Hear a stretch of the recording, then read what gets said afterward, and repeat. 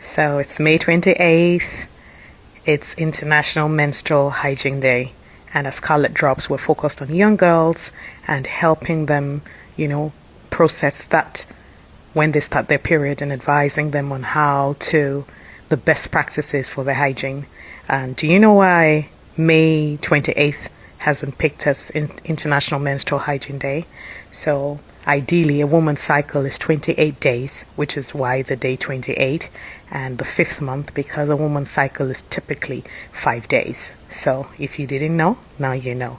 We're going out and we're going to be giving some young girls period products and just telling them that we're standing with them. We understand all the hormonal changes that occur when their period starts, and there are girls who are not able to afford this period products, and that's what we're here to do at Scarlet Drops.